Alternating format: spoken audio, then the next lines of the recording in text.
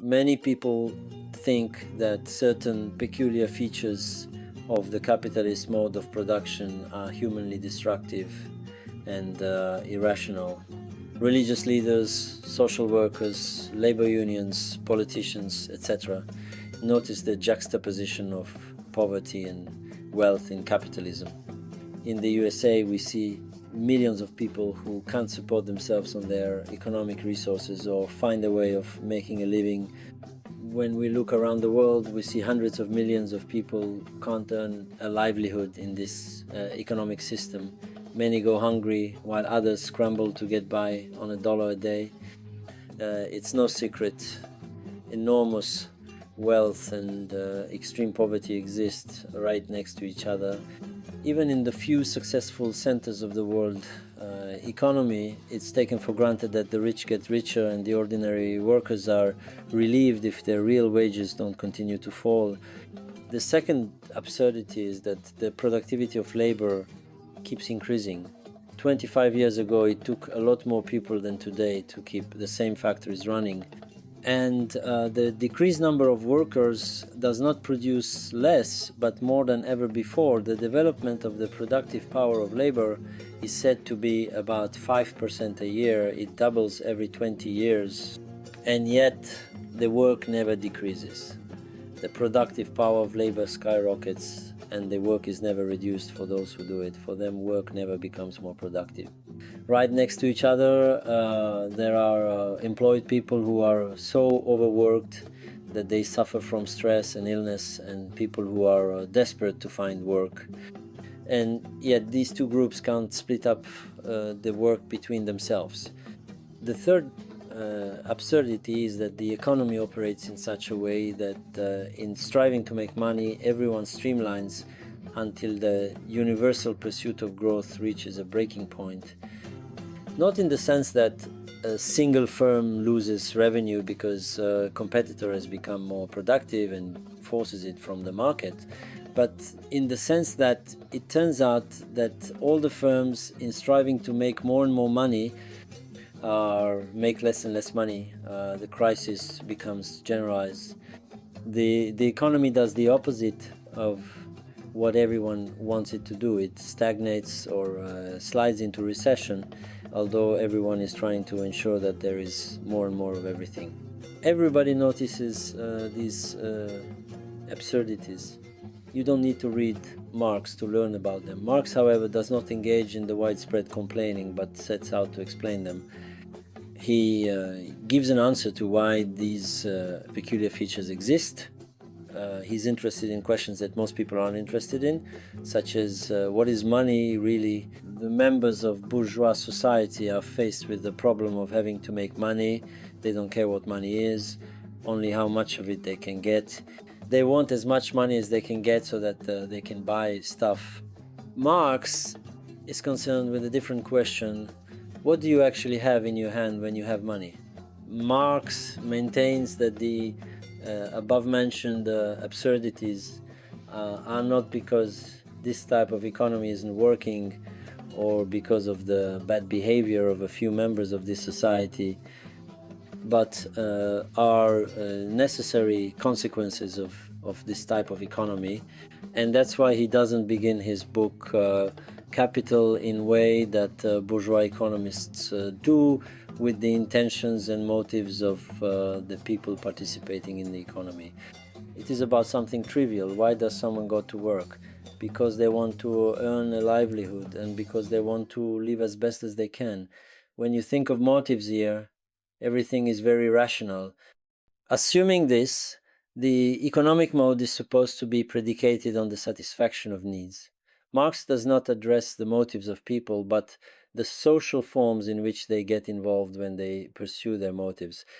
That's why capital doesn't begin with people, but with the commodity. Marx begins by referring to the objectified form of social wealth, and this already tells us what people do. People's intentions, good or bad, do not matter when they have to deal with commodities. Then their purposes have already been set. The wealth of societies in which the capitalist mode of production prevails appears as an immense collection of commodities. The individual commodity appears as its elementary form. They constitute the material content of wealth, whatever its social form may be. In the form of society to be considered here, they are also the material bearers of exchange value. What is Marx telling the reader in this first sentence? The wealth of this society, which constitutes its prosperity, appears as a collection of commodities.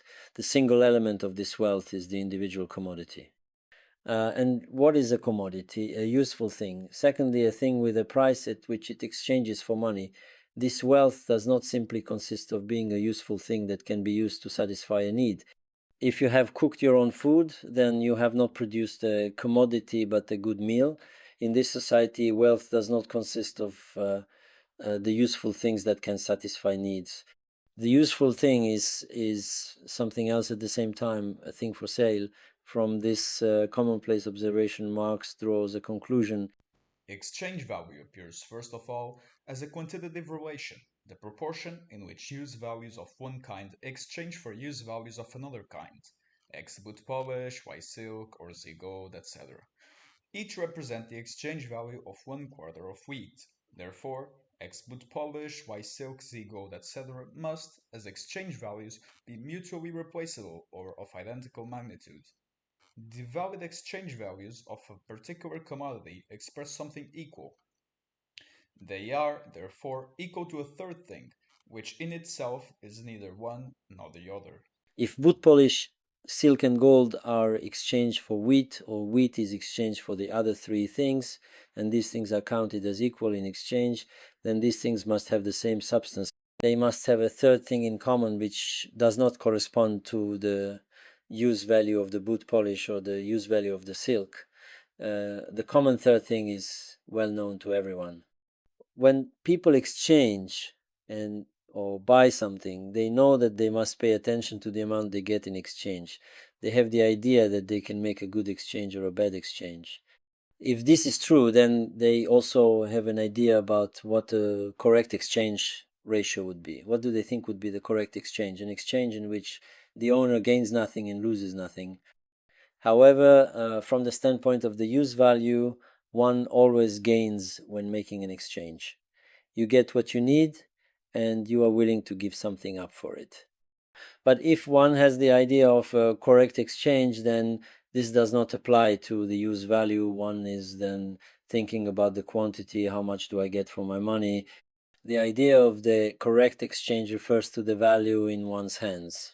The valid exchange value of commodities expresses a match which is with neither the one nor the other commodity, but is a commonality of the commodities. Now comes the conclusion which has caused so much surprise. If then we disregard the use value of commodities, only one property remains, that of being products of labor. All these things now tell us is that human labor power has been expended to produce them, human labor has been accumulated in them, as crystals of the social substance which is common to them all. They are values, commodity values. Marx's famous conclusion about labor has been taken to mean what else should it be? All the other characteristics of commodities relate to their use value side. The weight, the odor, or the solidity, whether one can listen to music with it, whether one can sew a board on it, etc. In these respects, commodities are all different. And it would certainly be absurd to exchange things that are the same. Nobody exchanges a kilo of salt for a kilo of salt. What do commodities have in common when one puts aside everything having to do with their physical qualities? Only that they are products of labor. Here, you might say that this is trivial in the sense that material wealth is only created through labor. This is true in all societies. But it's not meant to be that simple. The labor that forms the substance of value, the fact that the things exchanged are products of labor, is not the individual, real labor of the individual persons. The labor that forms the substance of value is equal human labor. The total labor power of society, which is manifested in the values of the world of commodities, counts here as one homogeneous mass of human labor power. The labor that constitutes the substance of value is the socially necessary average labor time.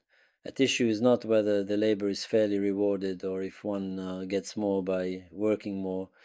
Here, Marx maintains that the value of the labor product doesn't depend on the individual labor that has actually been expended on it. Vice versa, the individual finds out how much of his individual toil has been realized as socially valid labor in the price his commodity wins on the market. Critics from bourgeois circles have objected that goods are rarely exchanged exactly according to the labor hours incorporated in the goods. This is meant to be a criticism of Marx, although Marx clearly says that it is not the real individual labor time that forms the substance of value. It is pretended that Marx wanted to calculate prices by measuring labor hours, only to discover that the real amount of work and prices diverge, as if this was not the result of what Marx is claiming. Marx wasn't interested in calculating prices. He wanted to say something else, and that can be seen in a letter to his friend Kugelmann, where he dealt with these objections. The Economist said to Marx, "Prove your concept of value. Prove empirically that working hours are the substance of values and can therefore be used to calculate prices." Marx replies that it is not at all a question of proving value and its substance. The nonsense about the necessity of proving the concept of value arises from complete ignorance of both the subject dealt with and of the method of science. Every child knows a nation which ceased to work, not say for a year, but even for a few weeks, would perish. Every child knows, too, that the masses of production corresponding to different needs require different and quantitatively determined masses of the total labor of society. That this necessity of the distribution of social labor in definite proportions cannot possibly be done away with by a particular form of social production, but can only change the mode of its appearance, is self-evident. And the form of disproportional distribution of labor asserts itself in the state of society where the interconnection of social labor is manifested into the private exchange of the individual products of labor is precisely the exchange value of these products. In every society, even on a medieval farm, there are many needs, and these needs have to be met with the many different types of labor that produce goods. Shoes must be made, cereals cultivated, threshed, baked into bread, etc. Every society needs to distribute the various labors among these different branches of production to meet the various needs. In addition to the various needs, the amount of labor required must be considered as well. How much labor must be spent on cereal crops and how much on manufacturing other products. These decisions have to be made. In every society, the various labors are allocated. In a planned economy, it is done by a plan. On a medieval farm, the farmer knew that he had to divide his labor into feeding the animals, sowing, reaping, threshing, etc. Labor has to be split up, and that happens in our society as well.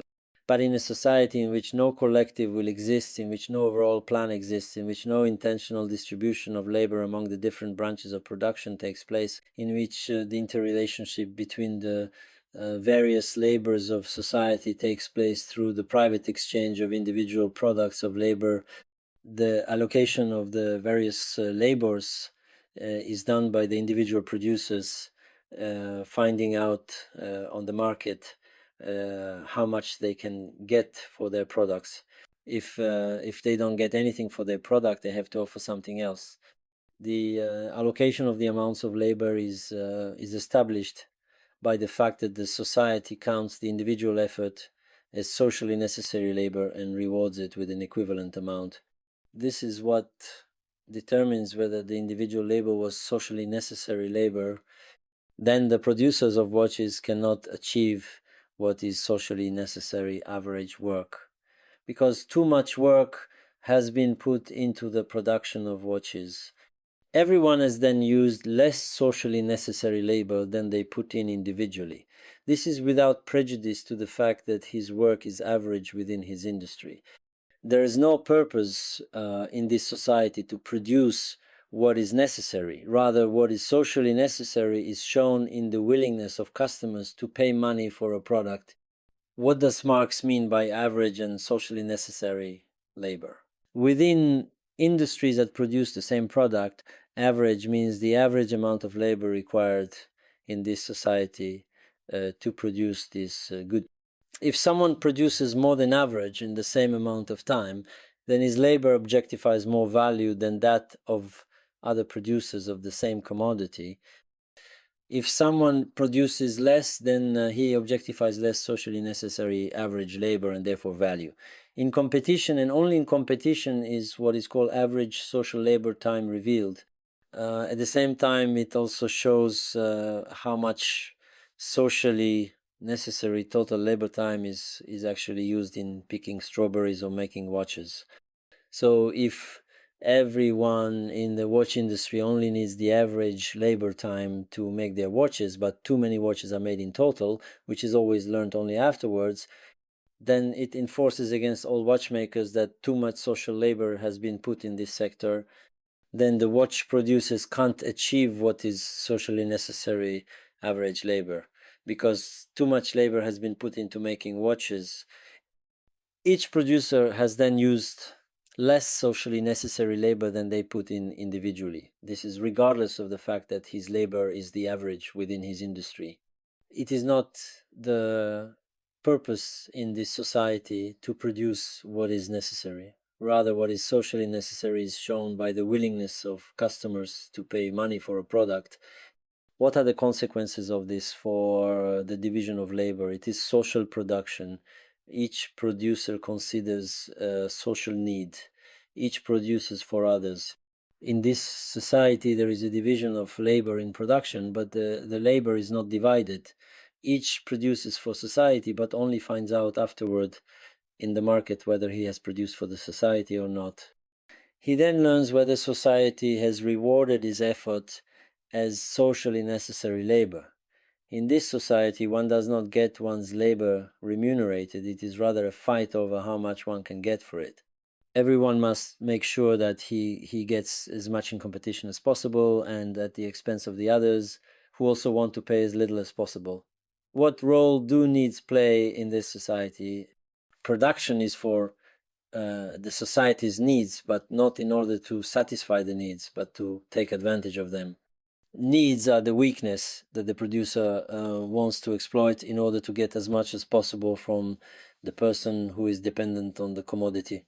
Need is not the purpose of production, but the means of gain. Production is for social needs, and the use values which others need are produced, but not in order for other people to have their needs met, but so that one can use the product to take advantage of their needs. This implies that needs are taken into account to the extent that they are capable of payment, to the extent they can satisfy the property claims of the producers. Needs that can't be paid for don't matter in this society. The needs of people who have no money are economically irrelevant. For example, the media tells us that the pharmaceutical industry has no reason to develop costly drugs in order to fight diseases in the third world because the ability to pay is so low there. That is the role played by needs in this society. Vice versa, if a need is able to pay, any whim can find the commodity and the producer for it. There are offers for every type of stupidity, while the most urgent needs go unsatisfied if they are not backed with money. A rational system for producing according to the importance of needs and satisfying them is out of the question. What does production actually aim at? The producer does not see the use value as the purpose of production. The use value is the means to produce exchange value. The producer of commodities wants to get rid of the use values. What does he want? He wants value, to realize the exchange value of his commodities by getting money from their sale. As long as the commodity is not sold, the value is not realized. Only through sale is the commodity's use value handed over. When the producer receives the value of the commodity in an independent form, separate from the use value as a sum of money.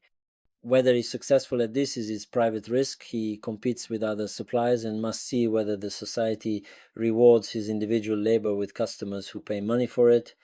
The idea that someone is remunerated for his work is nonsense.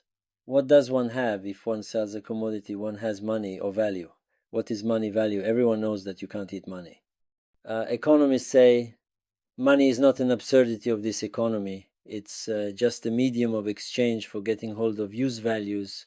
In the end, everything revolves solely around needs. In fact, money sets a new purpose into the world.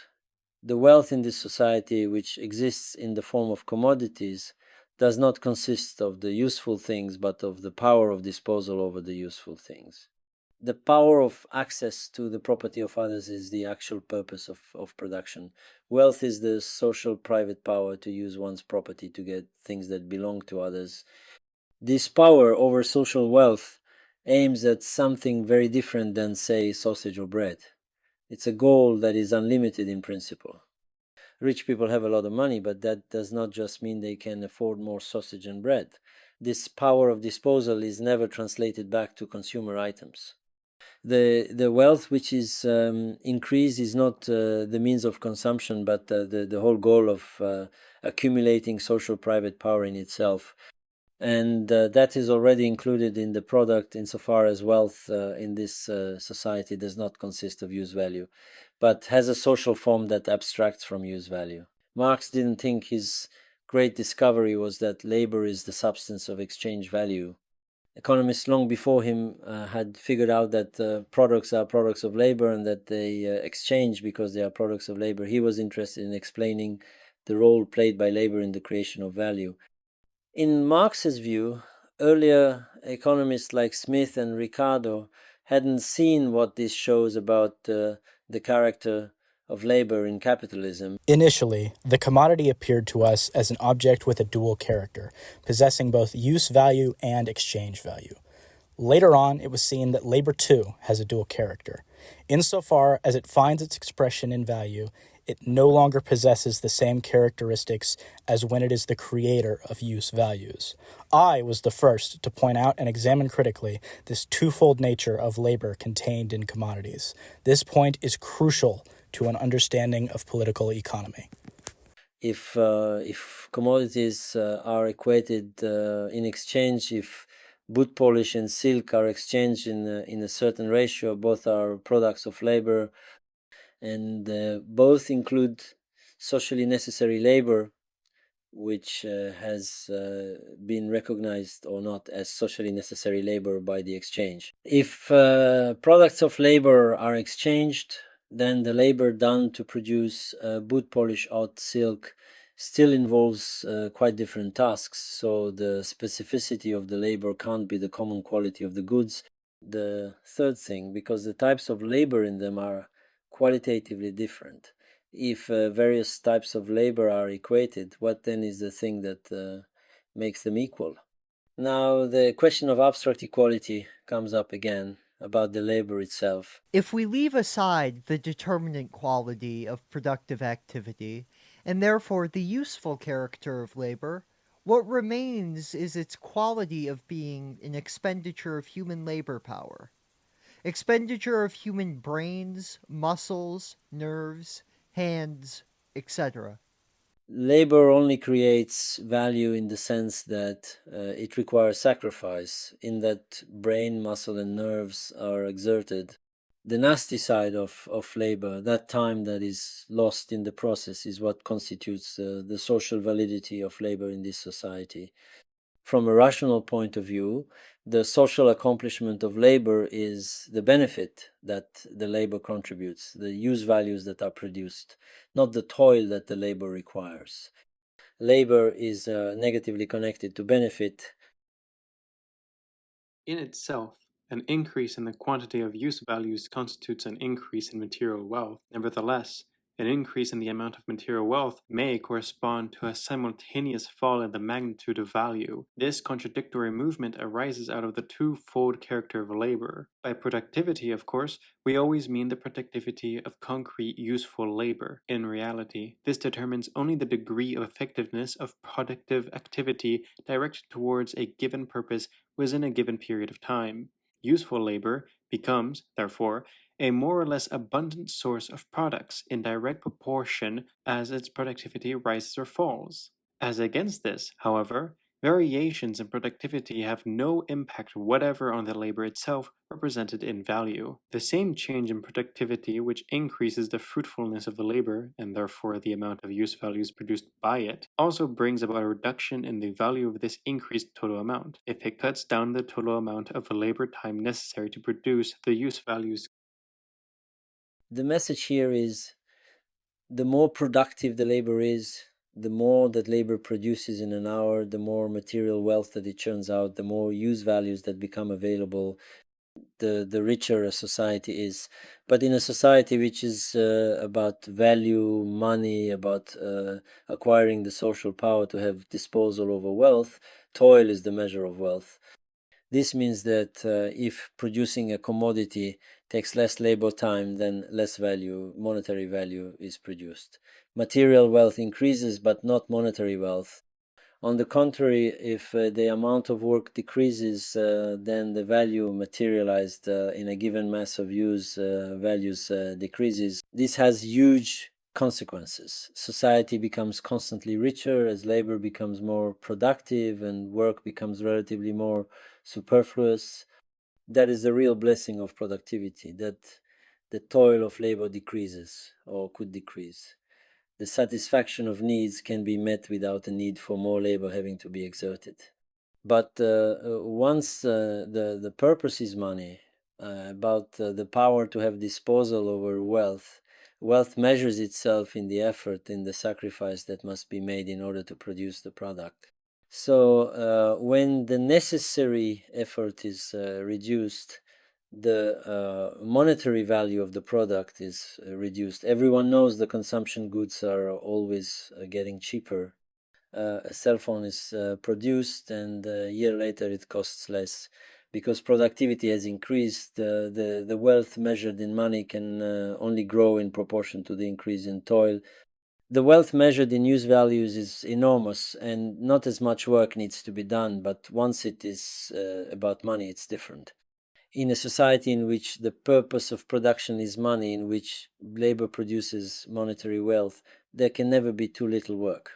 If the measure of value consists in the labor that is done, hence in toil, then wealth increases to the extent that sweat and tears increase.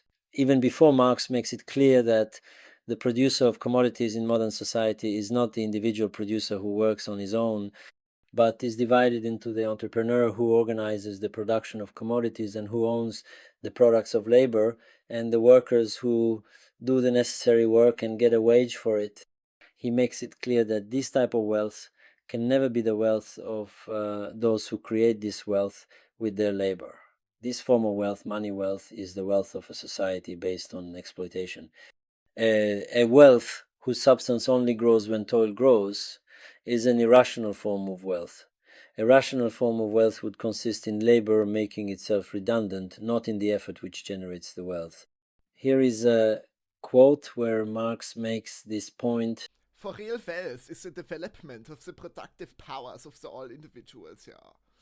The measure of wealth, then, is not any longer in any way labor time, but rather disposable time. Labor time is the measure of wealth, disposits wealth itself as founded on poverty, and disposable time is existing in and because of the antithesis to surplus labor time, yeah. Or the positing of an individual's entire time as the labor time. And his degradation, therefore, to mere worker, subsumption under labor, yeah. The most developed machinery thus forces the worker to work longer than the savage does, or than he himself did with the simplest, crudest tools. People now have to work longer than the primitive peoples who were masters of their own labor and worked with the crudest and most rudimentary tools. For those who work, the work never becomes more productive. This is another way of saying if labor expenditure determines wealth, then wealth can only increase to the extent that effort, toil increase. There can be no rational determination of social wealth when this wealth finds its measure in expended labor. A rational form of social wealth would make labor relatively superfluous. This would mean more leisure time, having more free time, and the things you need to live are the rational measures of wealth. The wealth in our society has its measure in toil and sacrifice. The following sentence shows that Marx was already thinking of wage labor and capital, which were not even mentioned in the first determinations, which were about the commodity and money, because the social form of wealth already points to a social conflict. This is the meaning of the phrase labor time as the measure of wealth posits wealth itself as founded on poverty. In a developed capitalist economy, the wealth of the few is based on the poverty of the many. This form of social wealth, which increases with toil, can only exist in a society in which the results of labor and the performance of labor go to different people. Those who are the beneficiaries of labor and those who do the labor are not the same. In capitalism, the disposable time of the rich is based on the fact that others are working all the time. Many readers of the first chapters of Capital, which deal with the commodity and money, overlook the fact that Marx is criticizing these methods. They notice criticism only when Marx starts talking about wage labor and capital, surplus labor and exploitation. However, the very first pages already make a fundamental critique of the irrationality of this mode of production, in which the production of wealth takes place via the sacrifices of the vast majority.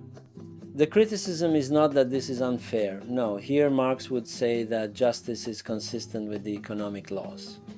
If you recall the initial comments on the absurdities of the bourgeois economy, which pose so many problems, the juxtaposition of wealth and enormous poverty, the phenomenon that the labor is ever more productive but work is never reduced, the phenomenon of crisis in which everyone tries to earn more and more money and then all of a sudden nobody is earning any anymore, then what has previously been said partly explains why these peculiarities exist. The juxtaposition of poverty and wealth is not a mystery when the satisfaction of needs is not the purpose of production. If needs are satisfied only to the extent that they are backed by money, then needs are left unsatisfied. Not because it isn't possible to produce the goods which could meet these needs, but because the satisfaction of needs depends on a business being made out of them. If one has no money, one's needs are economically irrelevant in our society. In the course of Capital, Marx explains why money concentrates so unequally. The second question was already answered in the opening sections. Labor becomes ever more productive, but is not reduced as a result. If the social purpose of production was the production of use values to satisfy needs, then labor would be reduced to the extent that labor becomes more productive. Then free time would increase to the extent that more stuff is produced in the same time without requiring any decrease in consumption, on the contrary. But if money, value, is the economic purpose, then there can't ever be too little toil. Then labor can be more productive, but never reduced. On the third question, crisis, no answer has been given. But that's okay. It's only the abstract starting point for reflections that take Marx 1,000 pages to explain. There's still a lot to explain between the capitalism we see and the starting point of the explanation that the commodity is the elementary form of wealth in our society.